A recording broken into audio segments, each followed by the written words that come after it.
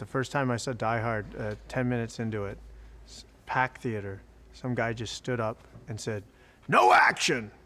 And then he turned and just walked out. Well, I hope that guy came back for Die Hard 4, because for whatever faults we're going to be talking about with this film, a lack of action ain't one of them. Ever since I started this series looking at the Die Hard films, believe it or not, the fourth one is the one that I was most keen on revisiting. I remember watching it for the very first time on a flight. It can't have been all that long after it was first released, so we're talking 2007, 2008, and I remember really loving it. Full of huge-scale action, audacious stunts, funny double-act pairing of Bruce Willis and Justin Long, cool villains. Yeah, I was happy. What more do you want from a Hollywood action movie? And then within a year of seeing it, I go to university, to film school, and find out that other movie fans my age largely seemed to not just dislike Die Hard 4, but hate the film to the point that they prefer to believe that the series ends with the third one. And I kept my trap shut because, as much as I liked Die Hard 4, I was not about to run the risk of looking like a Philistine in front of my new classmates by giving a full-throated defense of the scene where Maggie Q is struck by an SUV going at 40 miles an hour inside a building, but is somehow able to continue fighting the hero while dangling in a lift shaft as if such a move would not have shattered every bone in her body below the waist. Yippee-ki-yay, motherfucker fans! I'm obviously coming to this as someone who was not a particularly big fan of the Die Hard series at the time, and I know that obviously the first film is a very cherished movie for an awful lot of fans. It's something of a sacred thing, it's a classic, and so yeah, it's inevitable that any new entry in this series is going to be compared to that. And so now that I'm a bit more well-versed in the Die Hard films, I've seen all of the previous 3 movies multiple times at this point, but 4 I have not revisited since that initial viewing, and maybe I was a little bit nervous to do so, like, you know, when it's a film that you think you really enjoyed and then you just hear a load of negativity about it and you're kind of nervous to go back to it, it's like, okay, maybe I won't enjoy it so much. But yeah, after viewing it again for the purposes of this video, I can confirm that when it comes to ranking these films, when I get to the end of the next review, I'm gonna have a real tough time deciding which is my favorite between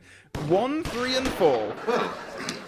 Who is this cheeky nonconformist? Live Free or Die Hard, or Die Hard 4.0 as it's titled here in the UK. The point zero is because computers! Centers on Bruce Willis back as John McClane in his battle to prevent a cyber terrorist from ruining the United States through sabotage of key pieces of infrastructure. Throughout the film, the famously technophobic McClane is partnered with Justin Long's Matt Farrell, a hacker and computer-savvy nerd, and the pair travel across various states and partake in a variety of characteristically high-octane action in order to stop Timothy Oliphant's villainous group, who, for good measure, also kidnapped McClane's daughter Lucy, played by Mary Elizabeth Winstead, bringing in some personal stakes for the hero. I know this has been commented on many times before, but I do really love how each successive Die Hard film expands in terms of scope and scale. Die Hard, of course, famously set in a single building for the most part, Die Hard 2 in an airport, With a Vengeance a whole city, and 4 across a whole chunk of the east coast of America. It's a cool sense of escalation and also prevents things from feeling too samey. I'm glad this series isn't entirely about one man trapped in one building 5 times. The action in this one certainly ups the ante on what I was already considering like an incredibly action-packed series. The story that Timothy Oliphant told, that I clipped at the start of this video about a guy complaining that there's no action in the first Die Hard is so bizarre to me because, okay, maybe it takes a little while to get going, but broadly speaking, I find these films really fast-paced. And if not necessarily in terms of action, but in just how we enter these stories, it always feels like we're hitting the ground running, and 4 is no exception in that regard. We are straight into the plot, seeing a bunch of explosions and hearing a load of tech jargon, but I also love how we catch up with McClane at the very start of the film and come to realise a lot about the state of his life in a very short space of time. When we first see him, he's been spying on his daughter, she's on a date, and he interferes, and we immediately get the sense that despite With a Vengeance ending with McClane making that long-delayed phone call to his estranged wife, things didn't pan out all that well for the family. McClane is now divorced from Holly, who, along with his son, does not appear at all in Die Hard 4, but his daughter does, now a young woman, and she's also not that keen to be around the guy either. It isn't until much later in the film that all of this information comes out of John. Probably Willis's most emotional scene in the film is when he's in the car with Justin Long and he's talking about how his life has kind of fallen apart. You know what you get for being a hero? Nothing. Get shot at. Get a little pat on the back, blah, blah, blah. Attaboy. Get divorced. Your wife can't remember your last name. Kids don't want to talk to you. Get to eat a lot of meals by yourself.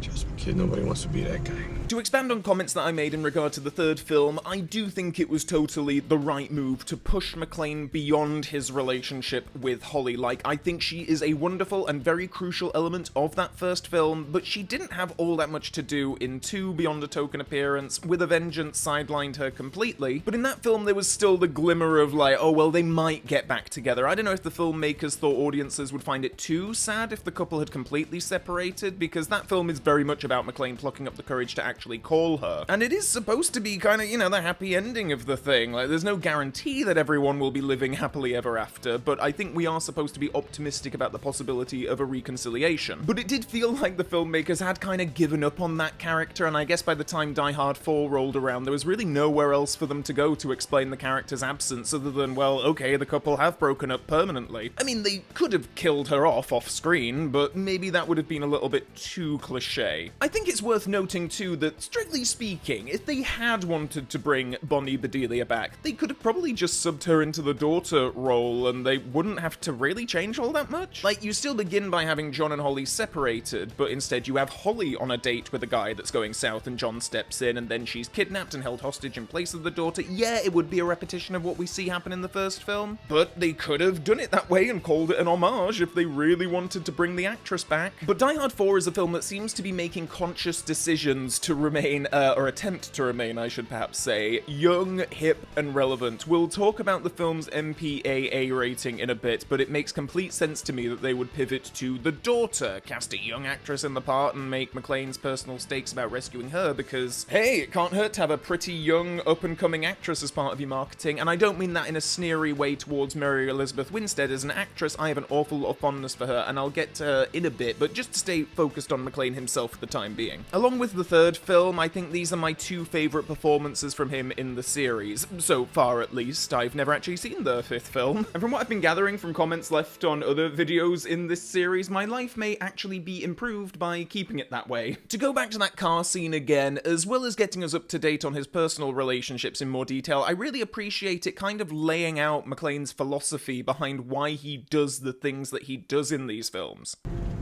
Then why are you doing this? Because there's nobody else to do it right now, that's why. Believe me, if there was somebody else to do it, I would let them do it, but there's not. So we're doing it. That's what makes you that guy. I think that sums up McClane quite perfectly. He is just always seemingly in the wrong place at the wrong time, which is how he gets caught up in all this mess. And yeah, maybe he could walk away, but he knows that someone has to do something about it, and he's here, so on he gets. He's not so noble or pious about doing these things for the sake of his duty or anything like that, but hey, here's a threat to the status quo. He happens to be reluctantly the best placed person to sort things out, so okay, guess I'll have to do it. I also really like how they've just fit the character into this quite high-tech plot. Analog Hero in a Digital World is the name of the making of documentary that's on the Blu-ray, and I think it's just a phrase that's a brilliant summation of McClane in this film. His more technophobic traits are not overblown, it's very nicely balanced to play into the film's themes, it's exploring how overly reliant our world has become on technology without portraying him as some kind of, like, chimpanzee trying to grasp the concept of the internet. I think it's also to the film's benefit that McClane is once again paired with a character to bounce off of, much like how the character became inadvertently tied to Samuel L. Jackson in With a Vengeance. Here he has Justin Long's tech guy Matt along for the adventure, a character whose living space is adorned with memorabilia from franchises he adores. Well, I can't possibly relate to that. Justin Long is an interesting actor. I've seen him in a lot of stuff, and I think he's a very eccentric choice for this role. He's certainly had a very eclectic career spanning an awful lot of genres. I wouldn't go so far as to call him a traditional movie star. I think his career has leaned more into quirky character actor kind of territory. And ultimately, I think that means he brings a very different energy to Die Hard than if they were to cast a blandly, like, conventionally handsome Hollywood type in this part. I fully believe Long as the geeky computer guy who would be somewhat intimidated by having to be dragged along on this adventure by a guy like John McClane, and I love how their relationship develops over the course of the film. I really enjoyed the pairing of Willis and Jackson in With a Vengeance and the extra spice that their characters' clashing worldviews and experiences brought to that film. And Willis and Long's characters continue to clash in a similar, but also a very different vein. It is perhaps a more obvious odd couple pairing in Die Hard 4, but one that I think works incredibly well given the plot's techno-terrorism themes. Speaking of which, this was a bit of a new one to me. I can't think of the last time I saw a film that credited a magazine article as its primary source material, but Die Hard 4 is indeed based on a piece titled Farewell to Arms. that was published in Wired magazine, written by a British journalist by the name of John Carlin. The article has helpfully been archived online so you can go and read it. Spoiler alert, John McClane does not feature, but as with a lot of big Hollywood fare of the time, Die Hard 4 is pieced together from a variety of source material. Mark Bombach and Dave Marconi are both credited for story, and apparently a previous script written by Marconi titled WW3.com was something of a basis for the story too. Subject matter-wise, it does feel very much of its time, and yet a plot where a villain uses computers to take over a country's infrastructure is something that remains somewhat relevant today. Going so techie is a risky thing, like you do run the risk of seeming like you're trying to be down with the kids, but it makes sense for analog hero John McClane to be thrust into this super modern high-tech story, I think. Die Hard as a franchise has a greater claim to this kind of a story than a lot of other similar blockbusters might. The world of technology has kind of passed John McClane by. He's kind of the rotary phone of cops. McClane, oddly enough, fits well in that world, especially because now they get to play him as like a dinosaur versus like the new age, and that's kind of cool. But as I say, McClane is still true to his roots, using analog ingenuity to defeat the bad guys. I really love one of the earlier scenes where McClane and Matt have met for the first time, and suddenly Matt's 20th century Fox property-adorned flat is swarmed by goons out to kill him. McClane using the fire extinguisher in that one moment is a total video game move. I loved it, and also love him like awkwardly shuffling along the floor. Like, this is the character, right? He's not smooth and graceful like James Bond. He's kinda a mess and kinda all over the place, but he will get the job done. So to talk more specifically about Timothy Olyphant as the film's main villain, Thomas Gabriel. At this point in time when I first saw the film, I knew Timothy Olyphant exclusively from Scream 2, and I think that contributed towards my ambivalence to him in this film. I remember thinking he was a pretty weak main villain for the most part, and I think my impression was being influenced by knowing him exclusively as a goofy student guy from Scream 2. But now I have seen Oliphant in so much more, including an absolute highlight turn in Alien Earth, and watching this film in the context of the wider series, I appreciate that they were going for a different kind of villain with him, someone deliberately younger, slicker, more modern than the villains McClane has previously gone up against. He's incredibly demanding of those around him, and I love the moments where things aren't necessarily going as he would like, and he just glares at his underlings. It's like he's this like perfectionist, and anytime someone colours slightly outside of the line, he reacts negatively to that. The bit where one of his henchmen slaps Lucy and he reacts like, dude, what the hell? And then later when she screws him over, he slaps her too, and it's a shocking moment, and I thought it was a really great way to show the rising impatience in him. He feels like this tightly wound spring that's just ready to go at any moment. There are definitely holes to be picked with his villainous scheme. If you really want to do that, there's plenty of nits to pick. And he's one of those villains too, where it's kind of like, yeah, if you'd have just left the hero alone instead of dedicating so much time and so many resources to this one guy, you may well have gotten away with this whole thing just if you just left John McClane alone, but it didn't bother me. And look, I can't say that I've been especially plot details centric on any of my Die Hard movie watchings. I'm fine rolling with implausible stuff in a lot of cases because, hey, I'm enjoying myself, I love the action, I love watching Willis do his thing, and the plot is really just an excuse to tie all this stuff together, so mileage may vary depending on how much you are enjoying any individual film as to whether or not plot inconsistencies, holes are going to really bother you. And while we're talking about the villains, Maggie Q plays the main henchwoman Mai Lin, and she's just absolutely awesome in this thing. I love that she and McClane have like a proper brawl. So often mainstream action movies shy away from having a male hero physically fighting a female villain, and I get it. I get why that is. I get that it can be seen as a problematic thing in a wider real-world context. You do run the risk that the audience are going to turn on your hero, but in the cultural vacuum of a fight sequence in a silly action movie like Die Hard 4.0 between a good guy and a bad guy, I love how visceral this thing is. I mean, he literally rips her hair out. They are not pulling punches with this thing, and him blasting through the wall in the car and smacking into her is such an insane moment. That's one of the most clear memories I had about my initial viewing of this film from so many years previous. I couldn't remember an awful lot, but I know that at some some point McClane is driving a car in some kind of office block and he smashes into her and then their fight continues on in the lift shaft. It's completely nuts and I love it. I was really into the free-running henchman too. I thought he had some really cool action moments in the film, and I thought it was funny when McClane referred to him as being like a hamster.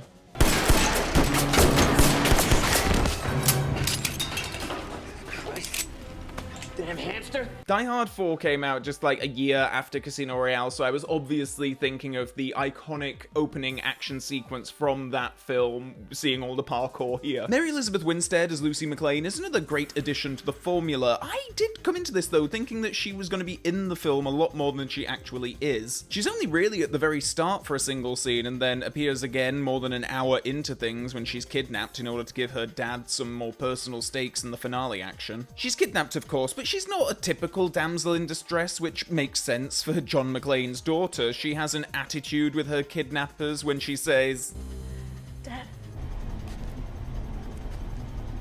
Hi, baby. Now there are only 5 of them. to give a tip-off to a dad. It's such a great moment. I really do love Mary Elizabeth Winstead just more broadly as an actress. Final Destination 3, Scott Pilgrim, Cloverfield Lane. She's another consistently great and I think, again, quirky addition to the cast. I think they did well to find interesting performers for these parts. Case in point, Kevin Smith. He has more of a cameo role here as Warlock, another hacker guy, and I do really like him in this. I think he's funny and his character prompt's probably the funniest moment of the film for me. Why'd you bring a cop into my command center? Command center. It's a basement. It's a command center. Don't help it, McClane. I can explain. I think tone in Die Hard 4 is really well judged and it fits nicely next to films 1 and 3. There's a great amount of humor and levity throughout, but the thing can still get darker and more visceral when the moment calls. The edited compilation of president speeches, for example, I thought that was kind of chilling to watch, and then it ends with a really nice punchline. That was creepy. I tried to find more Nixon. Absolutely loved the moment too where you think they've blown up the Capitol building but it's all just a fake out. Sometimes in movies these kinds of fake outs can be kind of annoying, but this one I thought worked really well. I guess I need to credit the film's director Len Wiseman on this, someone who apparently got the gig in part because Bruce Willis's daughter had seen and really liked the Underworld movies. Now I have not seen any of those. I know it's Kate Beckinsale killing vampires, or maybe she is a vampire or something like that. I don't know those films at all. I just know that for a good while, every 3 years or so, there'd be some predominantly blue-tinted poster in my local cinema with Kate Beckinsale staring back at me, and I knew from that there was a new Underworld movie out that I wasn't going to be seeing. But based on how much I enjoyed my revisit of Die Hard 4, maybe I should actually make an effort to check out more of his work. I know he did the Ana de Armas starring John Wick spin-off Ballerina, which we'll get to talking about on the channel someday, so Len Wiseman will return. Just for the record, the version of the film that I own, that I watched, was the theatrical version, because that is the only version that is available here in the UK on Blu-ray disc. Right, I'm gonna go on a bit of a rant now, but I find this really annoying. So obviously, when it comes to the US ratings board, the MPAA, the studio releasing Die Hard for 20th Century Fox was seeking a PG-13 rating. Obviously, this is lucrative to movie studios because it allows teenagers to go and see the film at cinemas, thus keeping the potential audience for an expensive action film like this quite broad. The problem is, Die Hard has never been a PG-13 rated series. These films have always had a lot of swearing, a lot of bloody violence, and so to reduce those things for the sake of achieving a more mass market rating is obviously entirely financially driven. Alien vs. Predator is another Fox movie that springs to mind as something that was inexplicably released with a PG-13 rating despite being a crossover of two very, very R-rated franchises. But okay, whatever. Studios, particularly around the time of the noughties, they really liked doing this because, well, you get the best of both worlds, don't you? You get the biggest audience possible in the theater, and then for the home media release, you can put out the unrated editions with the extra violence and swearing that the audience was expecting in the first place. All well and good for those in the US, however, here in the UK, it was a somewhat redundant practice, because in the case of Die Hard 4, it was originally released with a 15 certification here, rather than the PG-13 equivalent of a 12. And when the unrated version of the film was released on DVD only here as the Ultimate Action Edition, it was also rated a 15. 15. So it makes no difference at all to the rating here in the UK, which is why it's frustrating that it was the theatrical version that was brought to Blu-ray rather than just having the unrated version as standard. Particularly annoying as the unrated version was the one favoured by Bruce Willis and director Len Wiseman, and presumably Justin Long too. He can barely hide his disdain for the fact they went for a PG-13 rating in this interview. My parents wouldn't let me watch it. That's the God's honest truth. I didn't see it until I was much older, and I didn't see it until I saw it on TV. You know, they cut out all the swears and the blood and the... kind of like what we're doing. But whenever it came to authoring the film's Blu-ray, I don't think anyone gave a crap. This is the only film in this particular box set to not even have a menu, it just goes straight into the film. For some reason here in the UK, we also don't get the audio commentary or deleted scene extras that are apparently on the US Blu-ray. I don't really know why this film was singled out for the shoddy treatment in this set, considering the other films all have menus and stuff, but hey, at least the 90-minute long making-of got included, so I suppose I should be grateful for that at least. That being said, I think the majority of the action in the film is pretty intense and suitably visceral as is. I personally don't think it's missing anything by not having blood squibs galore. Maybe I'd just set my expectations lower because I figured, well, okay, this is the PG-13 one, it's gonna have all the violence pulled back, but no, I think what we get here is pretty violent enough as is. It doesn't surprise me that the film couldn't make a 12 certification here in the UK and it had to be a 15 rating. There are some pretty egregious instances of ADR throughout the version of the film that I watched, though, mostly dialogue from McClane that I assume are alternative takes of lines with swear words removed. That's certainly the impression I got going through the moviecensorship.com article, which details the various differences between the two versions. Like I say, I didn't really feel like the version of the film that I was watching was lacking anything necessarily. I enjoyed it plenty enough. It is just annoying